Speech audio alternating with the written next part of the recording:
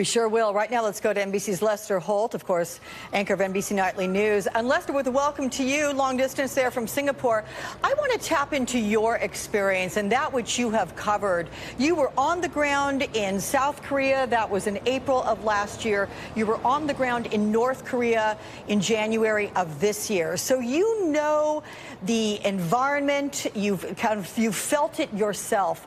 Talk about the importance of what is happening and how this feels for the people there, the kind of response you got to what could potentially happen with a rapprochement, or at least a conversation that would move things forward between the two leaders.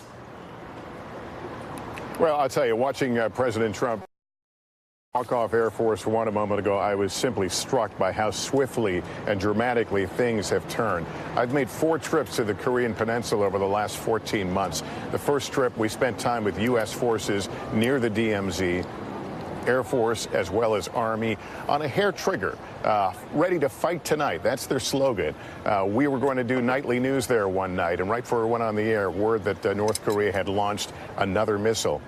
We had been in the command center, got rare access, where those missile launches are monitored and they decide whether they're going to be a threat to Korea or anywhere else. That's the world we were living in until just a short time ago. November of last year, ICBM launched by North Korea. And then here we are. In January, my team and I went into North Korea, and it was really, looking back, the beginning of this charm offensive. They were beginning to make statements about participating in the Olympics. They took us to a place where their team was going to train with the South Korean team. So we knew things were beginning to happen. They wanted to show us a more modern side of North Korea. And then, of course, there were the Olympics, and everything has moved toward this moment, certainly since January.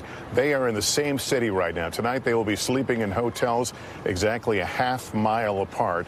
And Tuesday, that'll be actually 9 p.m. Eastern time Monday, they will sit face to face and talk face to face about the future of North Korea's nuclear program. It's amazing. It is extraordinary. And Lester, specific to, I understand and I recall that you and your small team that was allowed to go with you into North Korea, you met with North Korean leaders. And I'm curious what the tenor of that conversation was like. I know there were no cameras, but talk about what you gleaned from that. It still rings in my head. We were invited to the foreign ministry, and we sat down with a senior official, and we were told it was a meet and greet. What it really was a lecture and a message that he wanted us to take back to the U.S., which was North Korea is now a nuclear power. The U.S. and the rest of the world will have to come to grips with that. That was the message. And again, that was January.